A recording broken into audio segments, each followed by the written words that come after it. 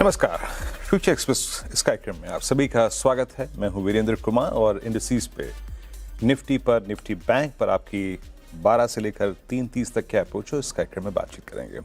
हमारे साथ होंगे आज बातचीत करने के लिए प्रशांत सावंत और उनका नज़रिया इस कार्यक्रम में हम इंक्लूड करेंगे निफ्टी पर, निफ्टी बैंक पर और तमाम स्टॉक फ्यूचर्स पर। प्रशांत नमस्कार, कार्यक्रम में स्वागत है। मैं आता हूं आपके पास, लेकिन उससे पहले जरा प्लीज़ एक बार स्क्रीन पे लेके आइए निफ्टी, निफ्टी बैंक। निफ्टी करीब 171 अंक नीचे, निफ्टी बैंक करीब 558 अंक नीचे। तीन बड़ी बातों का ख्याल रखिएगा। शायद आपने सुबह से ध्यान रखा भी होगा, लेकिन सेकेंड हाफ के लिए भी रखना पड़ेगा। फर्स्ट चीज, इट्स एन एक्सपायरी डे, यानी वोलेटिलिटी रहेगा गेम का नाम। दूसरी चीज, क्रूड एज ए अंडरलाइंग हमारे लिए सबसे बड़ा रिस्क। अभी कुछ देर के लिए भूल जाइए आप क्या अर्निंग्स थी, क्या कुछ था, लेकिन हम 104 के क्रूड पे हायर लेवल्स पे सस्टेन नहीं कर पा रहे हैं। आज की सबसे बड़ी घटना यही है। हालांकि अब थोड़ा सा ही 103 की तरफ आया है, लेकिन टुडे में 104 गया था, but still that's a quite hard trajectory for Indian markets. 103, 104 crude हमारे सिरदर्दी है और बाजार उसी को एक लीड इंडिकेटर के तौर पर मान रहा है।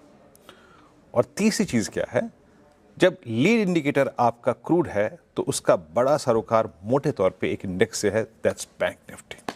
ये तीन चीजें अपने जहन में रखिएगा। डायरेक्शन आपको निफ्टी बैंक देगा कि बाजार क्या सोच रखता है, क्या विचार रखता है और किस तरह से ट्रेड करना शुरू कर रहा है।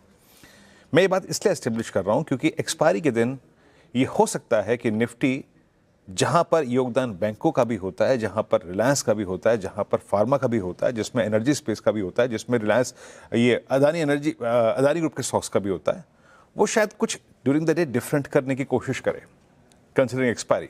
लेकिन मोटे तौर पर दिशा क्या है? डाउन। तो क्रूड अपना रंग दिखाता हुआ, और रंग प्रभाव जो है वो लाल रंग है। देखिए, आज सुबह हमने एक बात कही थी कि अगर बेस वन टूटा, देखिए बेस वन क्या था? बेस वन था इस दौर के, इस रेंज के मंथली सबसे बड़े पुट राइटर्स 24,200, 300। अगर ये ट्रेजेक्टरी हम वायलेट करते हैं तो अ स्लिप टुवर्ड्स 24,109 एंड 24,039। मैंने अपने टिप्पणियों में सुबह की, आप जरा गौर से सुनिएगा क्या कहा था। बिलो दिस, क्योंकि बेस वन पे है आपका 50 डेमा और नीचे क्या है बेस टू पे, that's 24,000 put writers and most specially that 10-day exponential average, जो कि ओपनिंग के बाद अप्रोक्सीमेटली 24,120, 130 की रेंज में आ गया था। तो निफ्टी ने उसको तोड़ा बहुत तीव्रता से। इंट्राडे लो जो लगा ना, वो ऑलमोस्ट 10 डे में था, एकदम 10 डे में, बिल्कुल। तो 50 डे की ट्रेजेक्टरी के नीचे आपके पास अगर कहीं सपोर्ट आ रहा है तो वो दो ट्रेजेक्टरीज हैं, 24,120, 110, दैट्स 10 डे में, और 24,000 जहां पे सबसे बड़े पुट राइटर्स खड़े हैं। बट मोटे तौर पे आप ये समझिएगा कि हम कल की ट्रेंड रेंज में नहीं एंटर कर पा रहे हैं।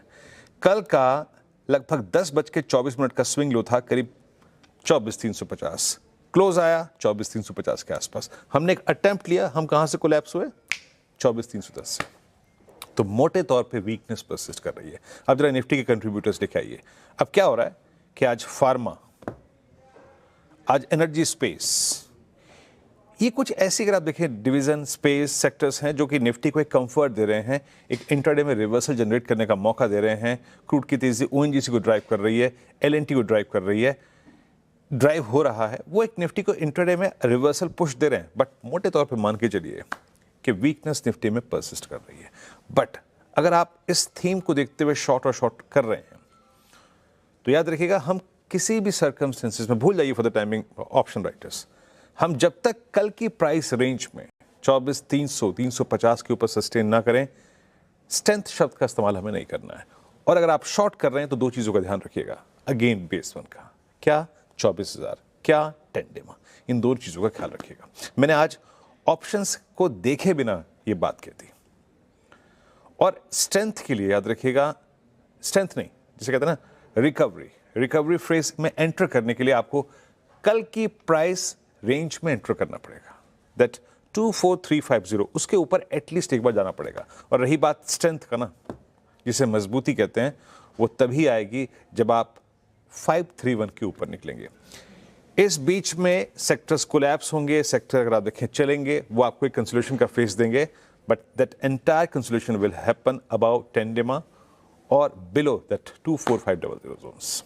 तो थोड़ा सा एहतियात से मैं नीचे की चीज़ें भी एस्टेब्लिश कर रहा हूँ, ऊपर की चीज़ें भी एस्टेब्लिश कर रहा हूँ। बट मैंने ये क्यों कहा कि lead indicator will be Nifty bank, क्योंकि निफ्टी बैंक ही वो इंडेक्स था जिसने हमें लाकर खड़ा करा था 24,575 के जोन में।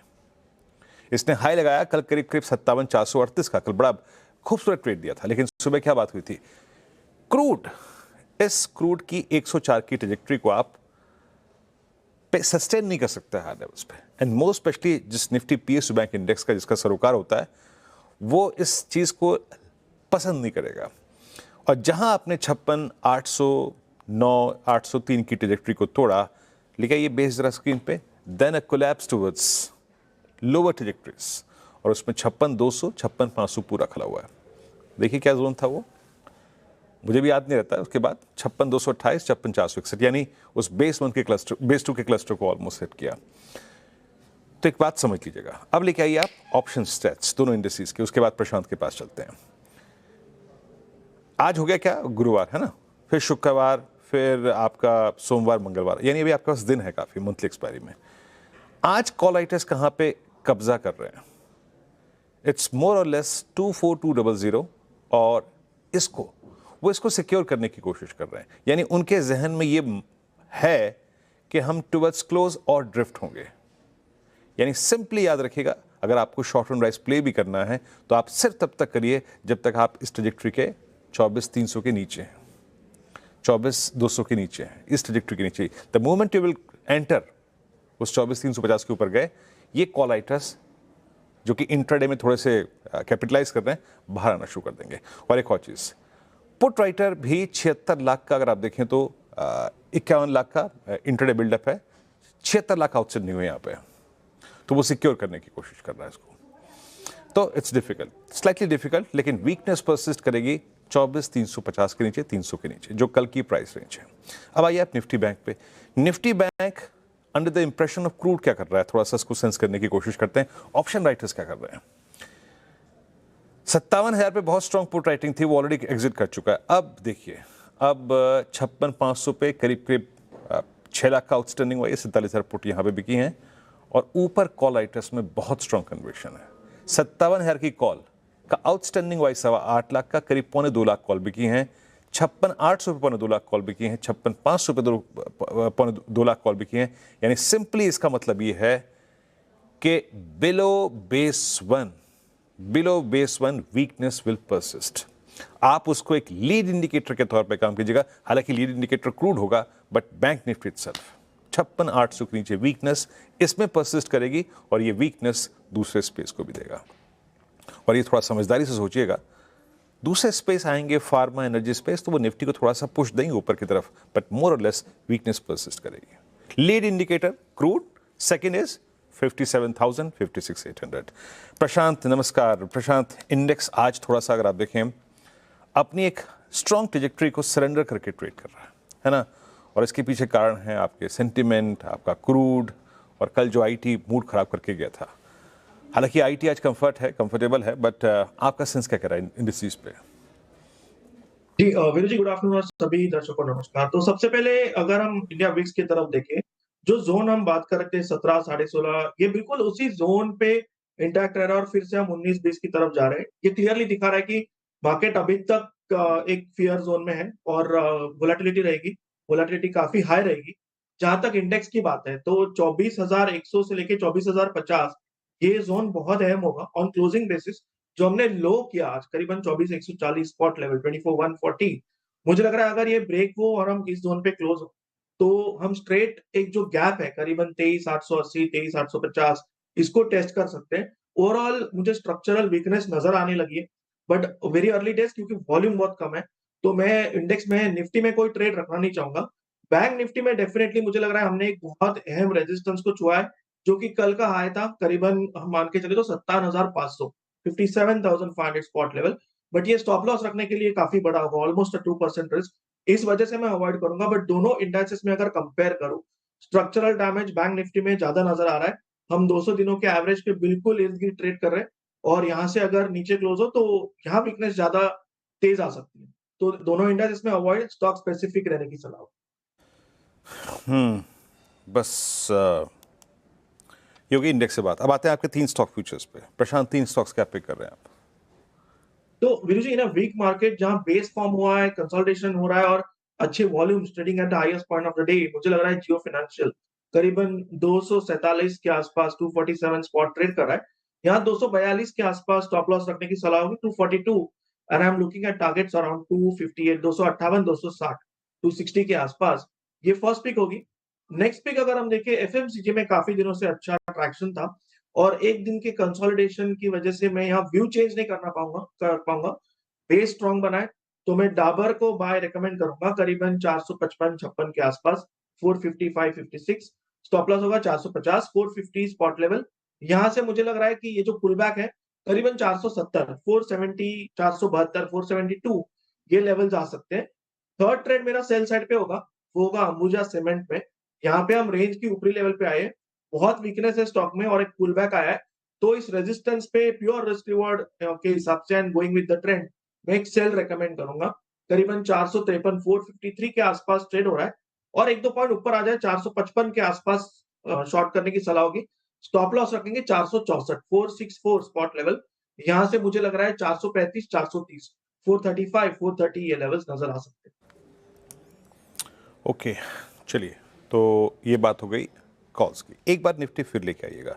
निफ्टी बैंक इस वक्त डेलो की ट्रेजेक्टरी में, मैं निफ्टी के परिप्रेक्ष्य में एक बात कर देता हूँ। फिर कह रहा हूँ, स्ट्रेंथ शब्द का इस्तेमाल हमें तब करना है, या फिर इंट्राडे स्ट्रेंथ, जब हम कल की प्राइस रेंज में एंटर कर जाएं। और इंट्राडे में 2 चीज़ों पे ध्यान रखिएगा, 24,200 पे और 24,140। दोनों लेवल क्या हो गया? एक हो गया पुट राइटर का लेवल, एक हो गया टेंडे में। यानी अगर आप ऊपर से कोलैप्सेस को ट्रेड कर भी रहे हैं तो आपको 2 चीज़ों को रिस्पेक्ट देनी है, दैट्स 24200 और 24,140। और जरा प्लीज़ एक बार एनटी टेक्नोलॉजी सर्विसेज लेके आइए स्क्रीन पर।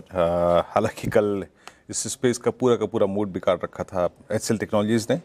और अब हम बात करेंगे टेक्नोलॉजी के नंबर्स के बारे में और अगले क्वार्टर के आउटलुक के बारे में। इट्स डाउन अबाउट 88 रुपीज़, 88 रुपये नीचे ट्रेड कर रहा है, 2.5% नीचे।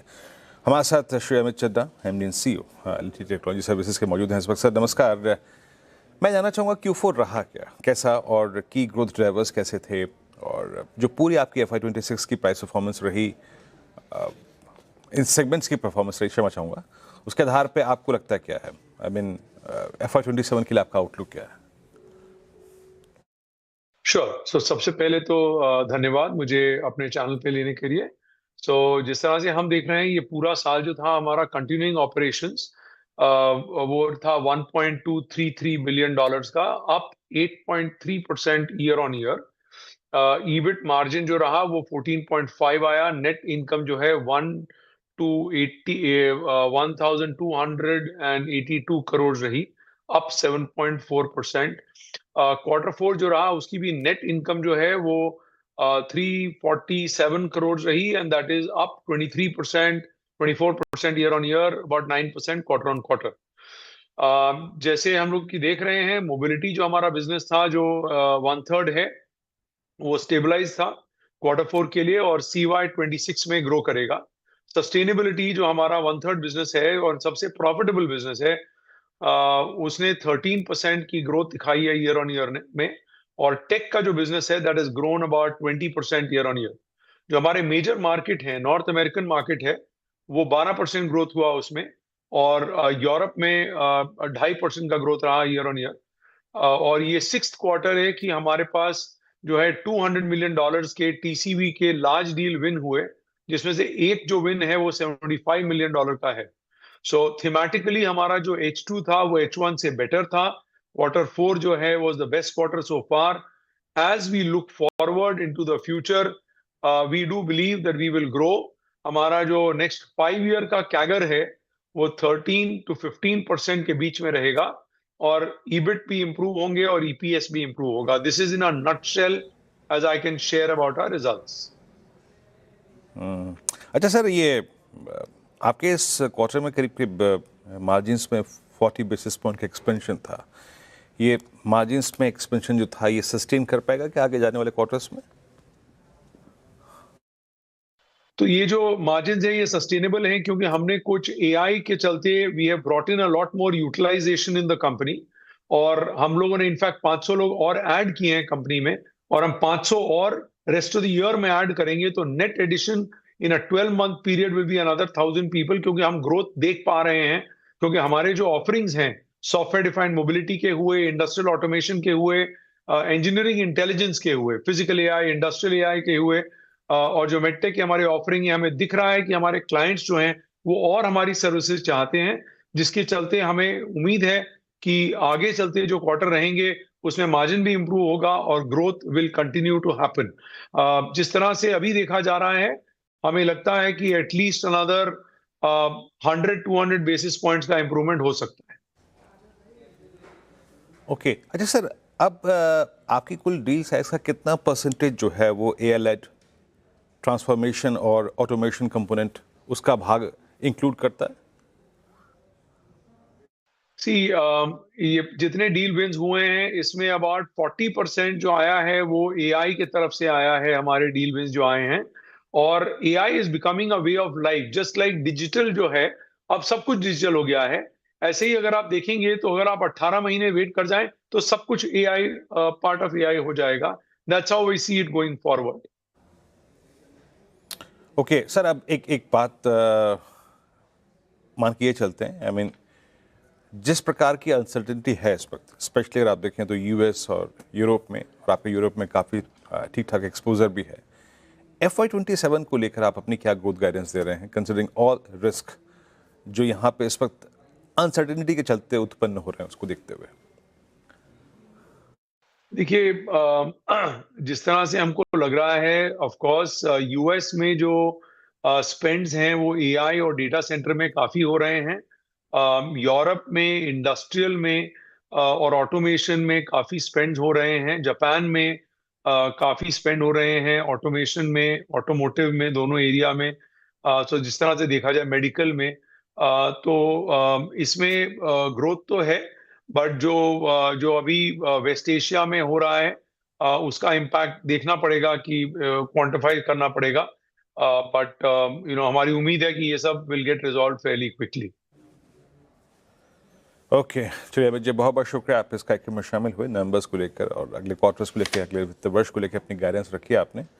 बहुत बहुत शुक्रिया सर इस कार्यक्रम में शामिल होने के लिए, and best of luck for next quarter. चलिए अब एक काम करते हैं, एक ब्रेक लेते हैं, और एक काम करिए ज़रा, पहले एक दो चीज़ रखते हैं स्क्रीन पर। एक बार निफ्टी PSU बैंक इंडेक्स लेके आते हैं ज़रा, प्लीज़ एक बार निफ्टी PSU बैंक इंडेक्स दिखाइए क्या कर रहा है। निफ्टी PSU बैंक इंडेक्स पिछले अगर आप 10-20 मिनटों में देखें थोड़ी सी रिकवरी यहाँ पर है, मतलब रिकवरी का साइडवेज हो गया है, अब फर्दर प्राइस डैमेज नहीं हुआ। चलिए मैं हूँ एस्पेक्ट पे, लेकिन पहले प्रशांत का ट्रेड लेते हैं। प्रशांत, क्या पिक कर रहे हैं आप ऑप्शंस में?